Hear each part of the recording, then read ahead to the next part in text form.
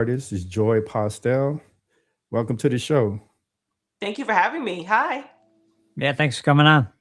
Awesome. I'm your host, Kevin, And I'm your co-host, Brian. and you're now tuned in to Coder Conversations. Yeah, it's an absolute pleasure having you on the show, Joy. I see you really doing your thing in the world of music. So can you Thank you. introduce yourself to the audience a little bit? My name is Joy Postell. I am a singer, songwriter, and overall creative. And I guess I like to call my music soul music because I write it from the soul, but it's really R&B, rhythm and blues, soul music, alternative, jazz. But yeah. Awesome. So I also see that you also film your own videos. Is that correct? Yeah, I do. And I just got into photography as well. Oh, Oh wow. wow. Hmm. So you pretty much control your not only the music but the whole image surrounding your Yeah, and it's artistry. it's dope because it's like another avenue for me to express myself. And I feel like Yeah. in as I grow as an artist, people call it branding, but for me, it's like it's just about being authentic because then you don't have to worry about keeping up with whatever image you've created. So I Right, like it right, because right. I can create a world and experiment with things where you see it in your head, but you may not know exactly how to describe it to people. It's like you just pick it up and do it yourself.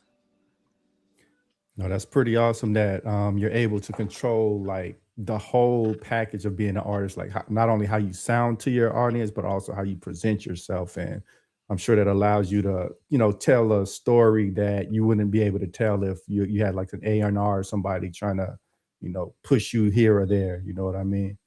So like, what is the story that you're trying to tell through your music primarily? Well, I think as of lately, my music has been very reflective, and I've think in my journey just as a human, I'm learning the power of the word, right? And whether you take it literally or spiritually, I'm in my music, I'm manifesting the reality that I not only currently exist in, but I want to exist in. So it's a lot of whether it's accountability or vulnerable emotions. I feel like for me, it's like what the story I'm telling is the story of coming back to oneself. Okay.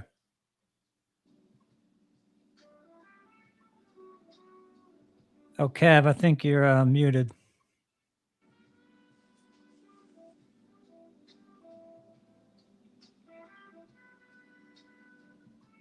Okay. Oh, Okay. There you There there go. you you go. go. There you go. Yeah. What's your current album? My latest work is called Loyal to Love. Okay. Hmm. Is that the album with Soldier's Prayer on there? Yes. Okay. Yeah, yeah, that's the song that really put me on to you. So can you tell us a little bit about that song? Like what's the message behind that song? Mm, oh, I just think it was a journal entry. For me, a soldier's prayer was just like I was feeling reflective on that day of the many hardships I've faced, and just kind of now understanding why I had to face those hardships because it refined me and polished me as a person. So reflecting on that and kind of, when you're sowing seed or when you're planting seeds, it's like you're waiting for your harvest. So it's like I planted my seeds and now I'm looking out at my harvest like, all right, when am I going to reap what I've sown? I've stayed on the path, Yeah. and I'm doing what Yeah. I'm supposed to do, but I'm doing what's authentic to me. So it's like, all Right. right, I'm watching. Okay, when is it going to sprout? Yeah, right. It's like you watered it, but now you're kind of like you're taking a step back. You say, okay, what's going on over here? Yeah. So that feeling of like that anticipation, but it's like also Yeah. kind of like surrender, I guess, because like, what can I do? What else can you do? Yeah, at that point. Yeah, I've done everything I could do. Yeah, I mean it's pretty much like delayed gratification. You put in all this hard work and then there's this huge like moment of silence where nothing's happening and it feels like you're putting all this work in for nothing. But then, maybe months or years later, it just things start moving. So Yeah. it's just hard not giving up in that period of silence. Yeah. And I was reflecting on that because I thought to myself of like, and we can't control. I don't, I mean, maybe someone out there is like a super magician and they can like have like, like you ever seen Click where he has the remote? Like you never know. Maybe Oh someone out there can yeah. control it, but it's like I can't control when the harvest like, comes into fruition. But I think to myself, the more seeds that I plant, the bigger the harvest. And that's Yes. what keeps me going is like you create opportunities, right? Like the more you put yourself out there, the more that you do what you love and you just keep doing it, it's like you're planting a lot of seeds. And I just feel like the more seeds you plant, the bigger the harvest. 100%. Yeah. No, yeah, I definitely can identify with that because it's like, you never know when your opportunity is going to come. Like even with this podcast, we were doing this for, a long time, and out of nowhere, a lady seen it and put us on the radio. And, just like with your music, you never know who's going to see it. And then they really reach out to you and now you're on the next level. You don't Yep. know. Yeah. There's no Yeah. way of knowing. And like, yeah, like Kevin said, this woman, she found us somehow on YouTube, I think. Mhm. And she was like, we do radio syndication in Atlanta and Denver. And we're like, all right, sweet. Yeah. Her name's Miss Nicole, by the way. But yeah, you never know when you're going to be discovered or who's going to take you to the next level, or you just might take yourself. And that's the thing with the internet. You never know when you're going to go viral, and a lot of times it's that song that you thought was going to be a throwaway. That's the one that just blows you up. Yeah. Yeah. And I think more than anything, it's like the more you do it, the more you enjoy it. It doesn't feel like so much like that. Okay, waiting. You're watching the pot boil, right? It's like you went in there, it's like it's gonna boil. Like Yeah. you can't, if you stand over the pot, it's not gonna speed it up. So Right. it's like, but if you have fun with it, it's like you're so busy like cooking your onions or seasoning your chicken. You're like, oh, I love, I can't wait to try this new recipe. You're so excited about that it's like, oh, okay, now it's done. Yeah, I heard it put this way, and I think I was watching a video on Instagram or YouTube. They're talking about, okay, I see my future as if what's going to happen in 5 years from now. So, like you're saying, like planting seeds, but looking at it like, you know what?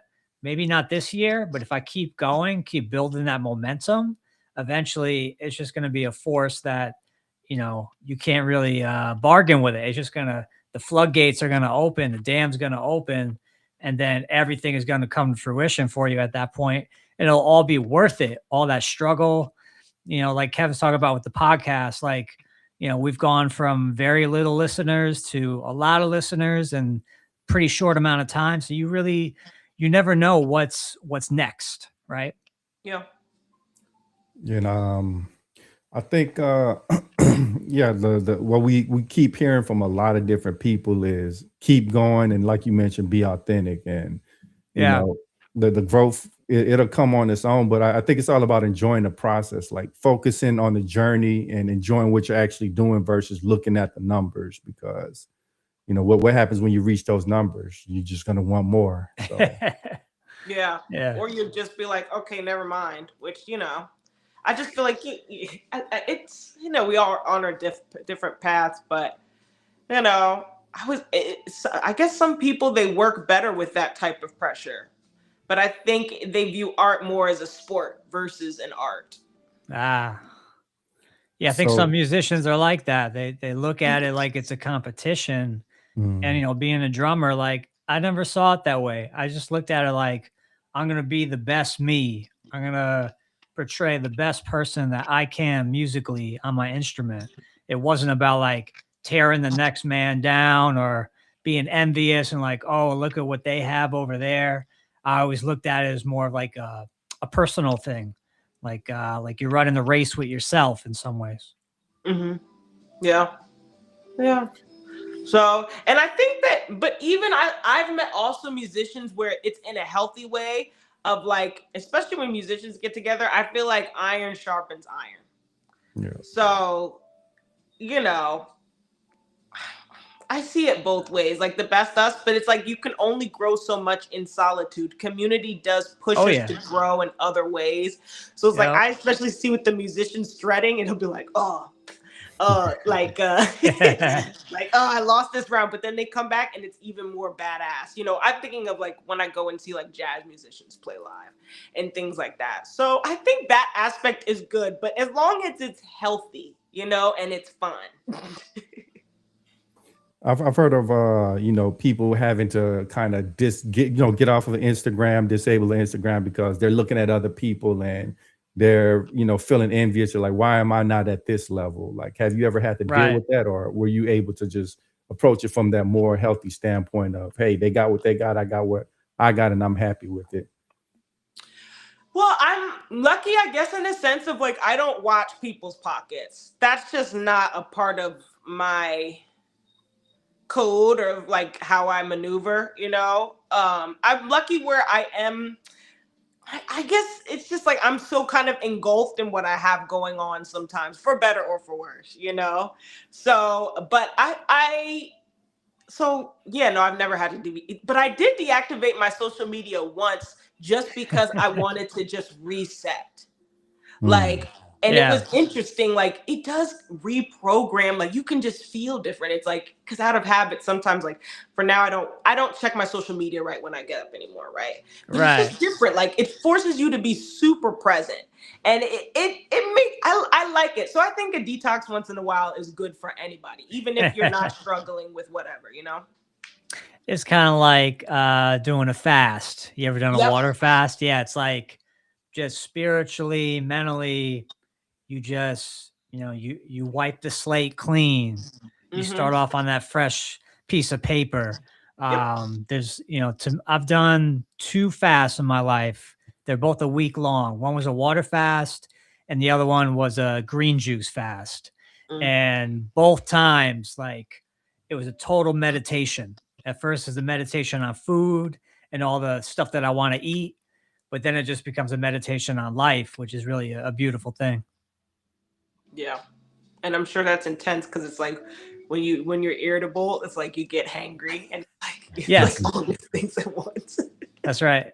It's I very can emotional fasting. It's very see. emotional because, Oh, like, you realize that, oh, we eat because we're nervous. A lot of times we eat because we're stressed out or whatever. But when you do a fast, it's like, okay, I know all I'm gonna have is water. So how do I face this part of myself? And that, to me, that becomes the meditation.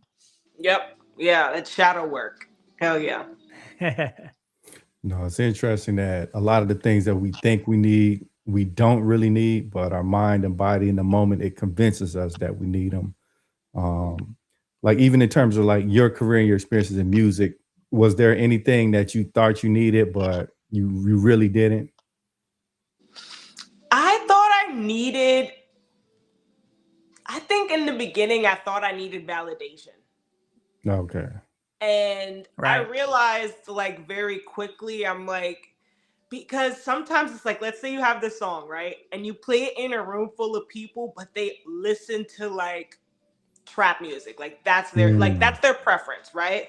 And I have like this, like I'm singing over this like bebop, whatever, like song. And you go over there and they're like, this is whack. You know what I mean? Or they don't like it. You know what I mean? Like they don't say it, but you could tell it's like they're not like it. And then like you play whatever, within the genre that they like, and they're like, yeah, this is crazy. And I'm like, what the fuck? Like, but so I think in the beginning I was focusing on the wrong things in the sense of like where it's going to reach. And when I quickly started to be like, oh man, I really like this regardless, I found that even if I go into a room of people who specifically only like that one genre, it's like my energy I give off, like, oh, this is dope. But also I probably got better at making music. So there are multiple factors at play. But yeah. So like interestingly enough, like in the Bible, Jesus says a prophet is never accepted in his own town. And sometimes like you have to move around to find your tribe. Like people close to you, they may not be feeling you, but you Yep. go over here, they love you. And have you had to shift around a little bit to really find your tribe, or was it always like right around you? I think it was always right around me because I always befriended a lot of different people, but I still remained like solitary. So it's like I'll be like, oh, you go to this clique, that clique, that clique, and I'm friendly with everyone, but then it's like Right. as far as a crew, it's just me, you know? So you've kind of So like developed your own sense of self and you lead with that. yeah, but also I'm an only child, so I do think I Ah, was always kind of like that. Like my mom, she even used to say like, "Go make friends." Like she used to tell me like, like okay, like so I think that that has a lot to do with how comfortable I do feel alone. Yeah, I'm also an only child, so I kind of understand. Like I could deal with people for a little while, but I absolutely need time by myself. I can't constantly be around people. Mm-mm. and No. some people are the opposite of that. Yeah. Like my sister, for instance, she's an extrovert. So she's around people that's feeding her. She's getting all this energy. I'm around a group of people, like I'm an empath. So just like everything gets taken out of me, like sucked out of me. So it's just interesting to see how that works with like different people. Yeah. Yeah. And it all circles back to knowing yourself, right? Like knowing where to go, what spaces to be in. I've gotten a lot better at like if the vibe is off, I just leave. Oh yeah. Yeah. Yeah. I'm just like, all right, I gotta go. I think the older we get, the wiser we get, and we could spot that kind of stuff like immediately. Yeah. And it's Yeah, just not worth it. It's not worth exactly. like the plot twist. Like, okay, I've opened that door. I already know what's on the other side of it. Like, I'm bored. Something like Yeah. let's do something else. So I assume you're a little bit of an introvert in the music industry. How do you deal with? Because I'm sure most people they assume that you have to be extroverted, you have to get out and mingle. So how do you balance this necessity to be by yourself with actually having to get out and meet people? I think just the balance because I worked in hospitality for a while. So bartending, it's like you learn those people skills. So for me, it's like about socializing with healthy boundaries. I think that as long as you have certain boundaries in place, it keeps things copacetic. I think when you get overly involved in certain things, especially when it's creatively, like you don't, it's like, yes, we are um friendly or friends, but it's like also if we do business together, it's like you just don't want to get overly involved in certain things. Mhm. So I just keep it copacetic. So and it Yeah. I don't get really I don't really experience conflict or drama because it's I'm not Well, I'm not. would you say like you don't mix business with pleasure? Like there's Yeah. like a clear defined line between what's work, what's play. I think that it naturally blends creatively though. Because when I'm making a song, it's like we're doing the logistical, the splits and stuff, but it's like it is play, like it is fun. So that's why I think for me, I just have boundaries because I noticed that if you get too caught up in like click drama and stuff, it can distract you from making art. And I feel like we see that with a lot of artists anyway. It's like you see them get caught up in the wrong crowd. Right. But if you have those boundaries in place, you can still be friendly, because there's nothing wrong with being friendly. But I just think, you have to know when to leave. Like you have to know when to leave the Yeah. party. You have to know when to leave the conversation. Like, so yeah, And yeah, you also have to know when to say no. yeah, Um, we- or for sure.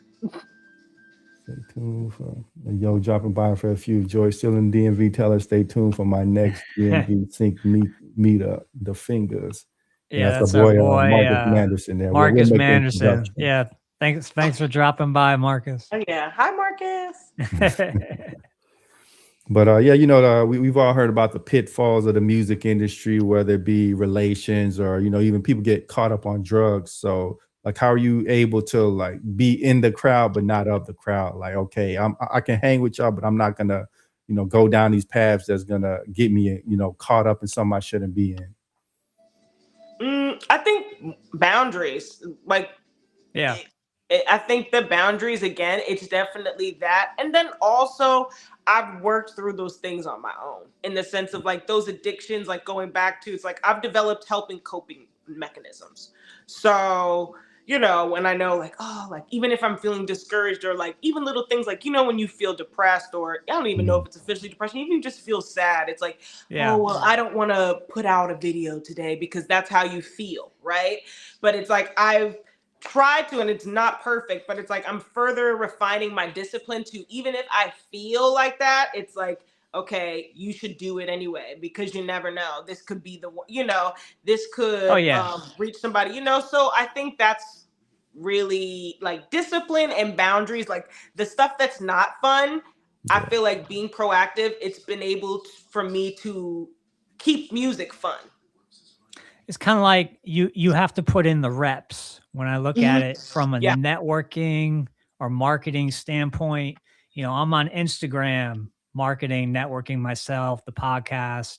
I'm on LinkedIn networking, marketing the pod. Like you have to, you know, because like, okay, every day that I wake up, I might not be saying to myself, oh man, like I can't wait to network today. Or I can't wait to hop on LinkedIn and send messages to people, because it can be very boring and very dry and monotonous. That's, you know, that's marketing is like you find the right thing and then you go with it, you go with it, you go with it. You just rinse and repeat, repeat, repeat.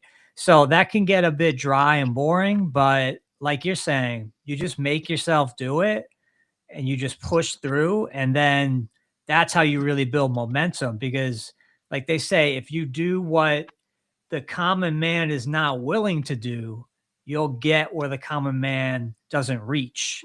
You'll reach those higher highs. Yeah.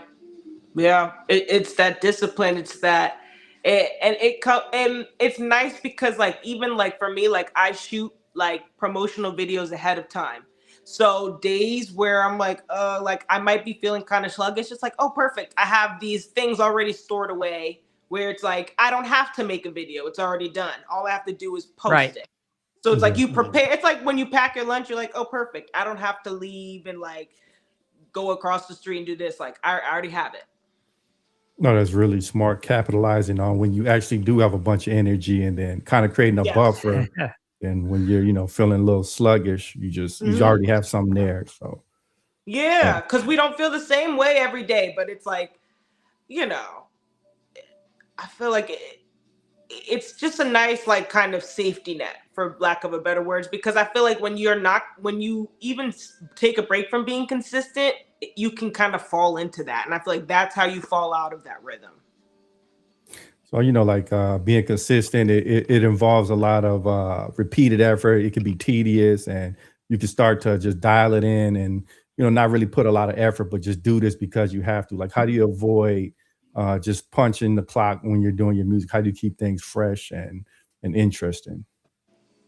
Well, with writing, it's fun because I started writing poetry, so it's just like writing a poem, you know, and so I just like, because I listen to also many different genres, I am constantly inspired by like different songwriters, but of different genres, like the way they build worlds and things of that nature. So, and then also with the marketing, I was literally just thinking this to myself, but it's like I'm having different forms of it. So it's like I have like kind of like the not really that interesting reel where it's like it's just me singing in front of a blank background. But then it's like also I want webcam, then it's like music videos. So doing different approaches of the same media, or it's like I'll do a photo shoot and create a character, or it's like now I want to do a little skit. So just doing what I feel like, kind of like almost like a little kid, like being like, you know, when a little kid's like, I want to do that. It's like just kind of keeping that energy. And, yeah, and Like, just be like, this might be so stupid, but I'm just gonna do it anyway. Because in that moment, it ends up being fun.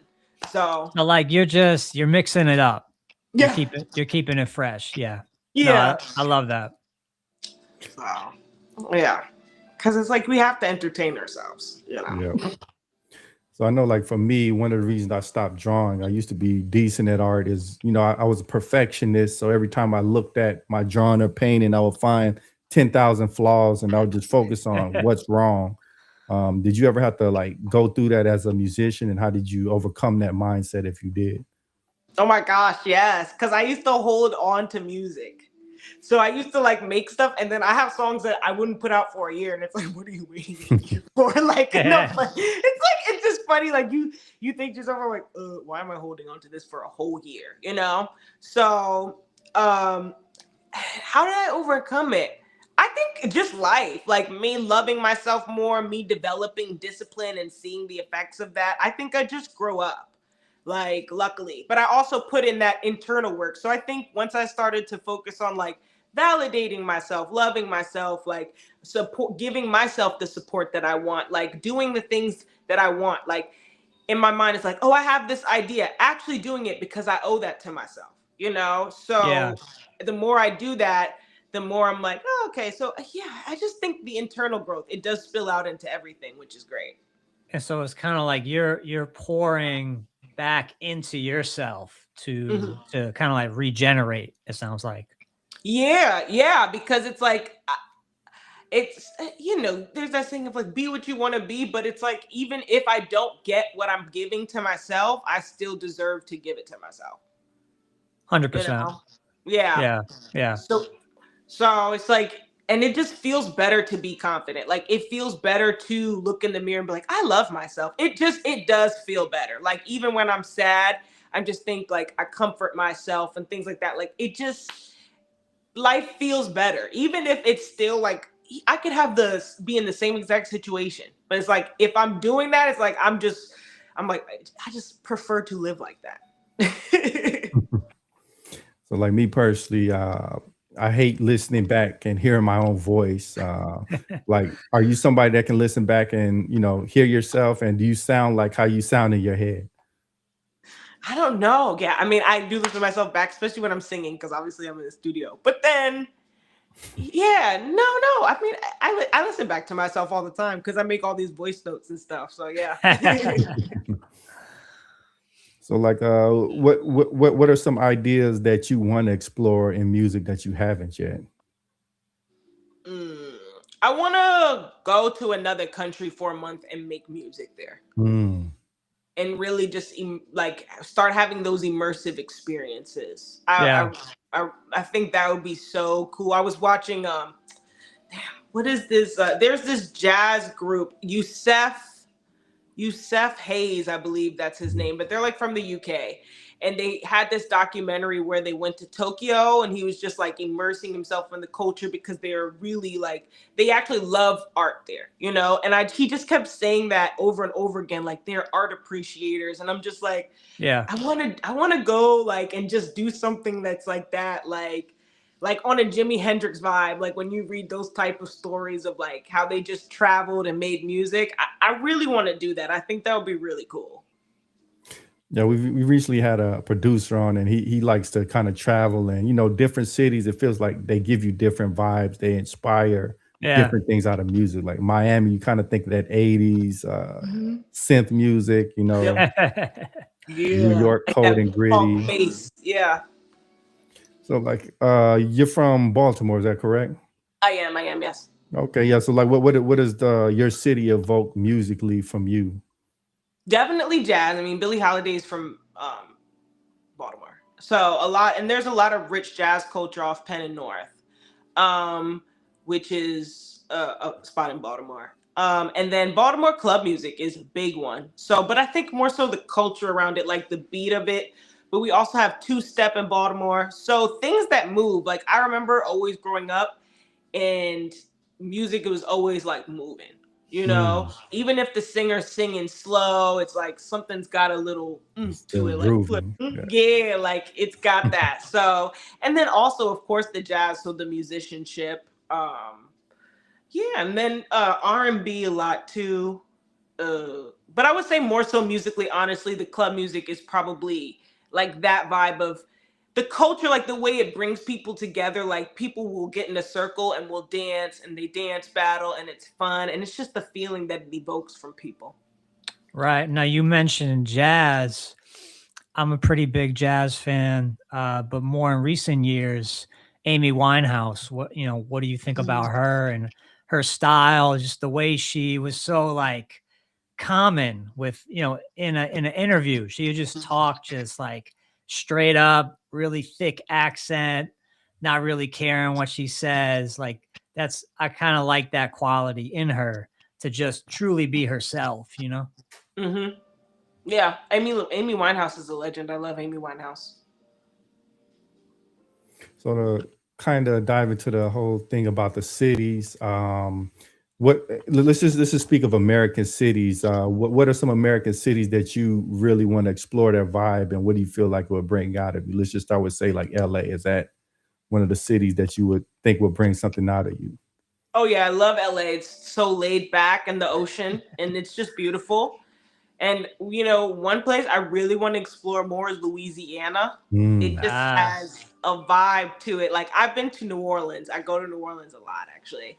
But outside of New Orleans, it's like you're in Louisiana. It's like the only state in the United States where the counties are called parishes. So it's like, right. yeah, I really, really would love to explore Louisiana. I really would love to explore the Gullah Geechee Islands off the Carolinas. There's like so much dope, rich history there. I would love to make music in like Joshua Tree and as well as New Mexico and Arizona. Like, I heard the energy out there is impeccable. Um, where Or what else? about a place like Ojai, Yeah, I California? was gonna say Utah. That's so funny, but yeah, in Ojai, California, yeah, like that same vibe, just like that. Beautiful.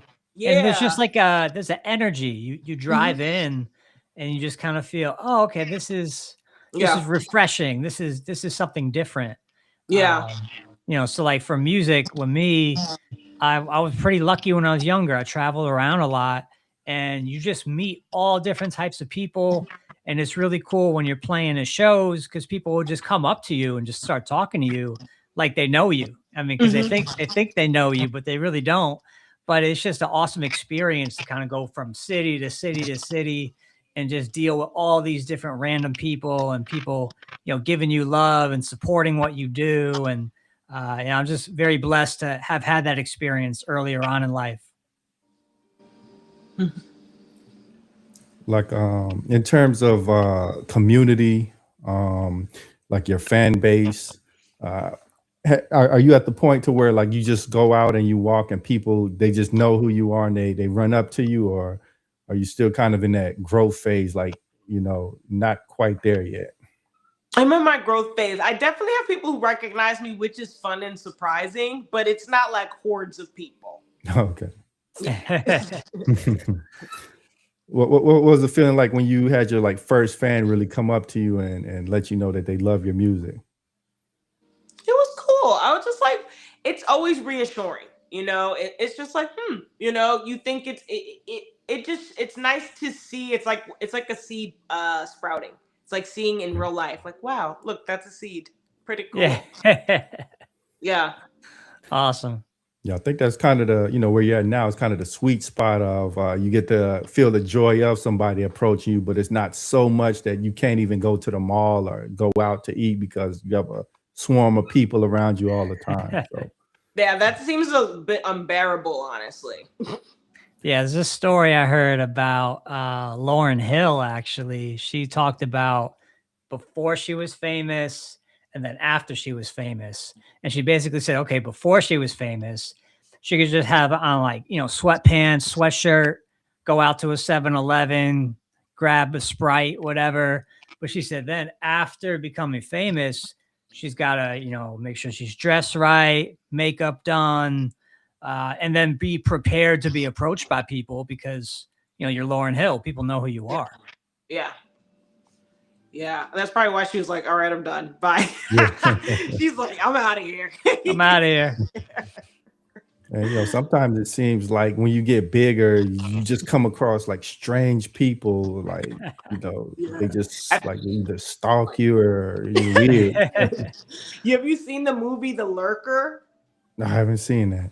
Oh my gosh, you guys should watch it. I watched it on a plane ride, but it should be on streaming. But it's basically about a guy, and he like intentionally befriends this up and coming pop star. But it's like just super like it's super weird, and it is just kind of like that's why I'm like that's why whenever people ask me like how do you establish those like boundaries, because you just never know. You could think that nobody knows who you are, and somebody could be like, oh, I know that you went to this school. It's just weird. You should watch the movie. Y'all should watch it. It's great. And it's very like, okay, yeah, like that's enough.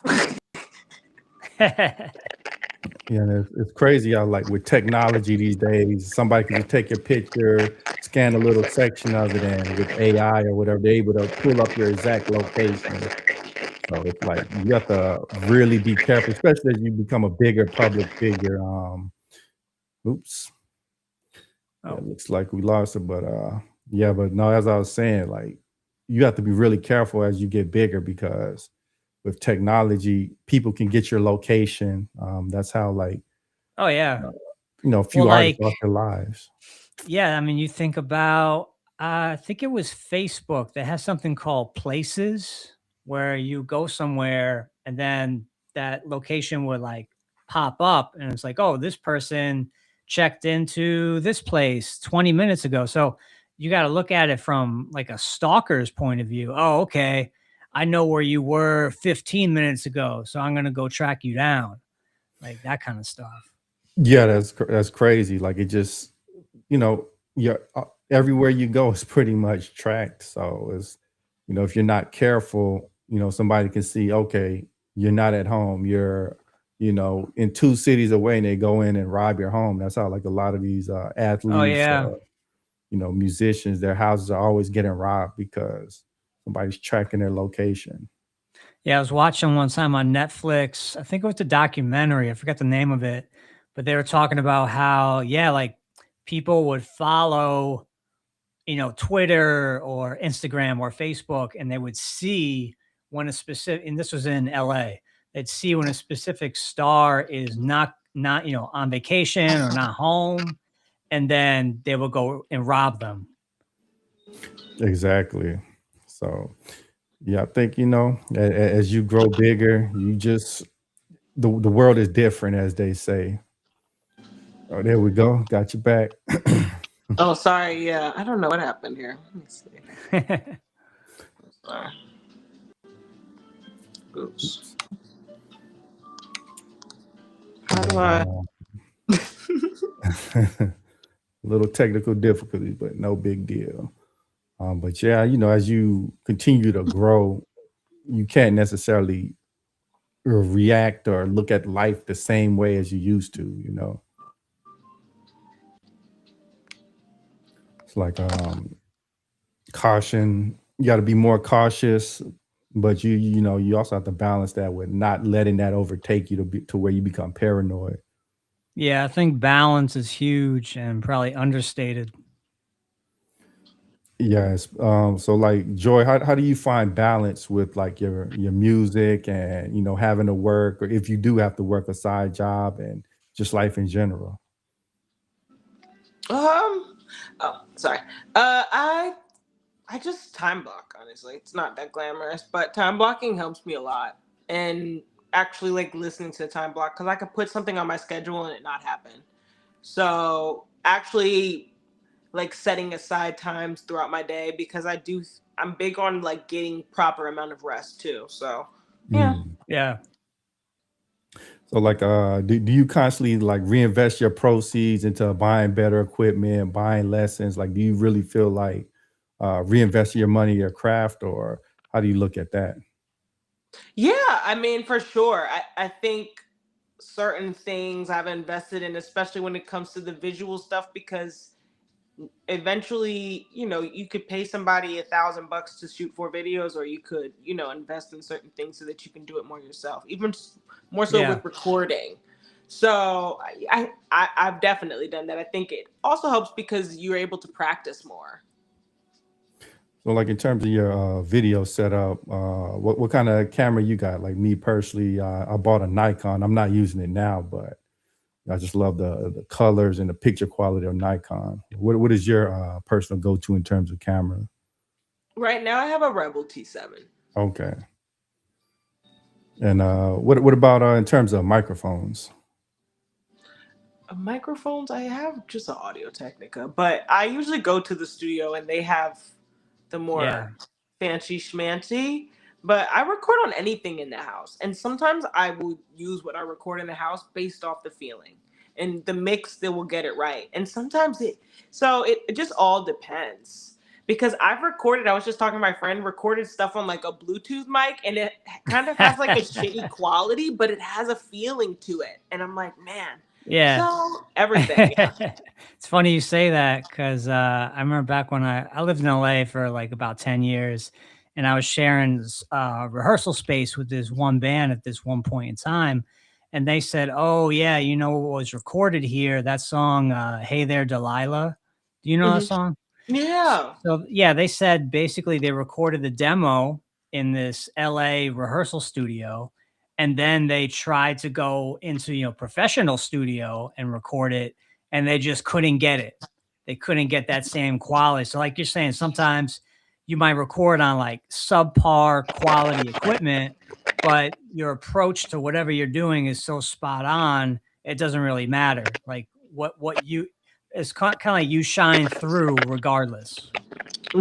Yeah. Yeah. And I think especially now, it'd be surprising, but I feel like a lot of the things that are like I personally like for my artists are like even just when they're singing into the camera or just showing us those more vulnerable moments. It's really nice.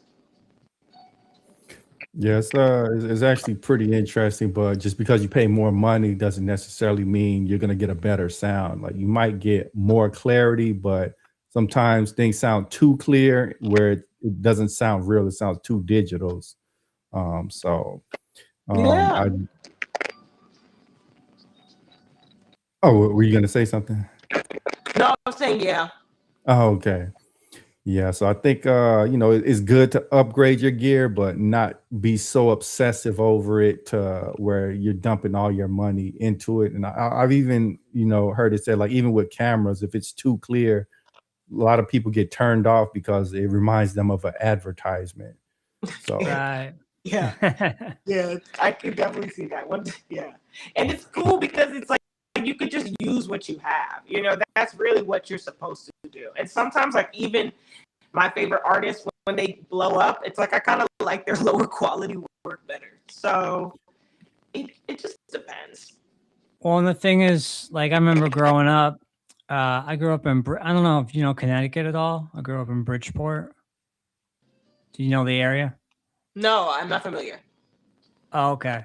But Bridgeport's more like working class, but then we're right next to Fairfield and Westport, which is like super ritzy, basically. And I remember I met this one kid from I think Westport, and he had this really nice Gibson guitar, but he barely knew how to play it. So like, his parents went out, spent like $800 on this guitar, probably bought him like $1,000 like half stack amp, and the kid he could barely play.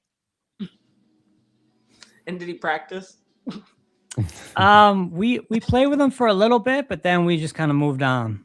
Yeah. like in terms of collaborating, have you ever worked with somebody where it's like the vibe wasn't quite there and you had to kind of eject? No, I feel like if that's happened, I like remove myself before anything was recorded. Mm. Um, yeah, but luckily, yeah, I'm trying to think. I'm like, have I? No, everyone's been pretty chill that I collaborate with, but I usually just meet them and it's more of an authentic thing. Okay. So like in terms of like people you collaborate with, is it usually other R&B singers, or do you also do like rappers or people on other genres? Yeah, I think anybody that we make time and it makes sense. I think really when it comes to the certain collaborations, it's just about timing. Like when we're both in the same city or around each other, and yeah. And I always collaborate with musicians. That's super fun. So yeah, I'm pretty open minded because I feel like when you collaborate with people from different genres as well, you can learn something about their approach, rather whether it's like how they record or different Yeah. harmonies or melodic approaches. I think it's pretty cool. 100%. Like in terms of your peers, is there any that you've really been watching and you really like what they're doing and you would like to collaborate with them? who my favorite right now in R&B is probably Leon Thomas. I really, really like his work. Have you heard of Tone Stith? He's pretty good. No, I'm gonna check him out. Tone Okay, Stith. yeah, I'll put you on after the show. What about rappers? Any of them standing out to you? You know what? I've been listening to a lot of more instrumental music, but Mm, my favorite rapper probably is Nipsey Hussle because I just okay. really like his approach. I love his movement, just everything he stands for.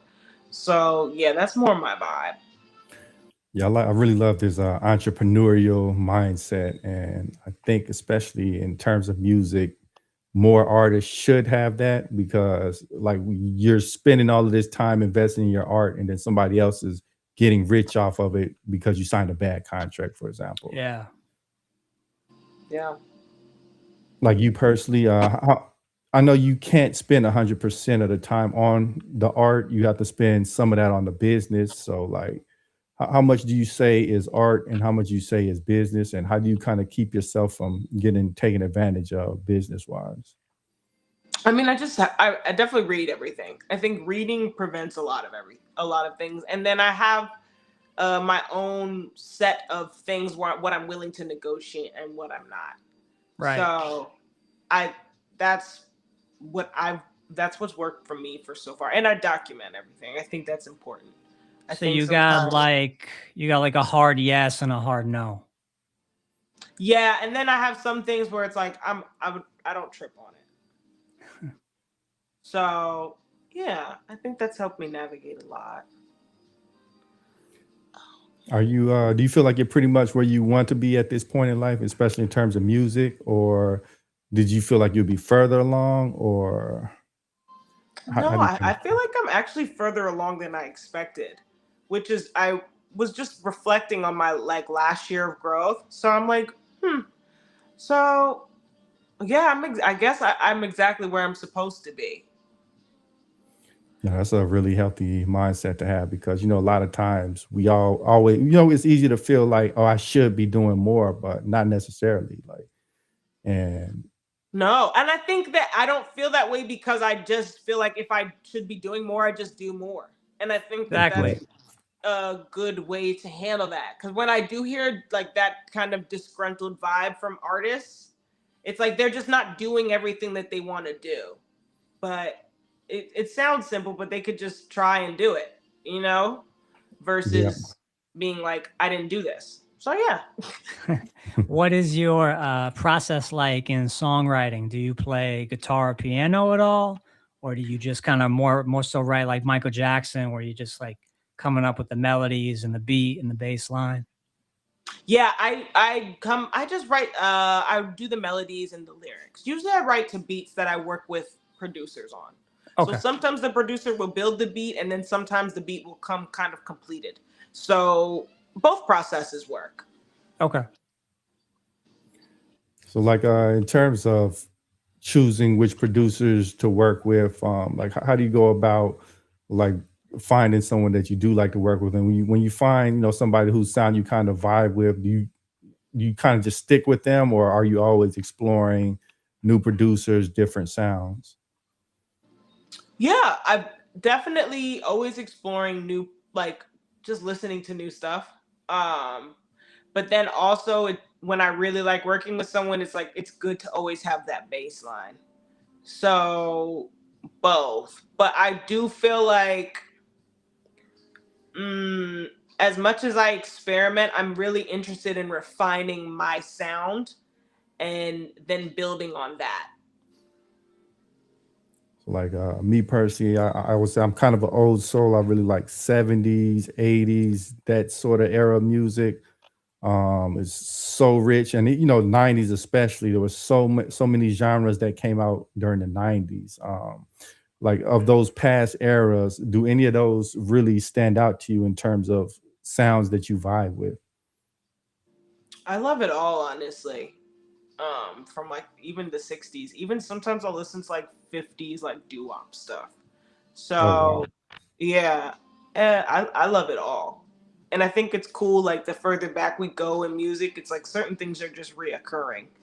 So yeah, I have no preference on time periods exactly. And as far as my nostalgia, I'm like, I enjoy all nostalgia. Because it's kind of like if you look at the Beatles, you could see, okay, there was a Beatles that came along in the 70s and the 80s and the 90s. Do you feel like you see certain aspects of styles and genres kind of repeating themselves, usually in new ways, but I think a lot of stuff does ultimately get recycled at some point. Yeah, it's nothing new under the sun at this point. So everything's just remixing and flipping it, and then just Remix. Yeah. Oh. Yeah. I mean, there's only like so many musical notes. So at some point, you're gonna create something that sounds like something that someone somewhere has created. So, like, did you explore music outside of the United States? Like, I know, for example, Japan, Korea, they got a big R&B and hip hop scene, and South America as well. Did you dive into any of those? Yeah, I love listening to music from all over the world. I was just listening to like some Japanese jazz, which is pretty cool, and I like Ethiopian jazz as well. Oh wow. Yeah, everything. I mean, Brazilian music, their music is amazing. From like, even just like the bossa nova stuff. So yeah. Who is your favorite jazz artist? Like going back, way back, like would it be someone like Thelonious Monk, or do you like the singers more so, like a Sarah Vaughan? Yeah, I mean, Sarah Vaughan's the first one that comes to mind because her one project that she did, Lullaby of Birdland. Love that song. Oh yeah, that album she did, like, I think it's called April in Paris, but it has April in Paris on there. It's a collaboration album with another musician, and his name is leaving me.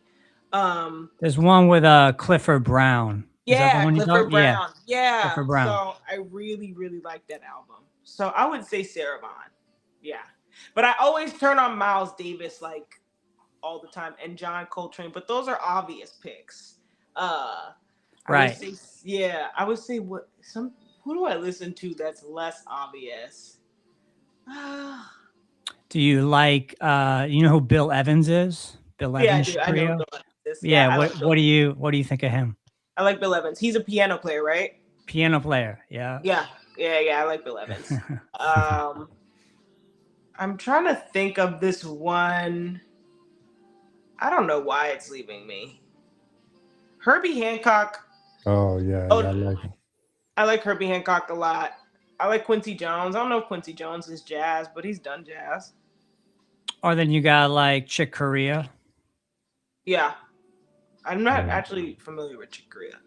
Okay, well, you mentioned Herbie Hancock, so those two are kind of Okay. with the fusion. They're similar with the fusion stuff. Yeah. So, And then you have mentioned Miles Davis.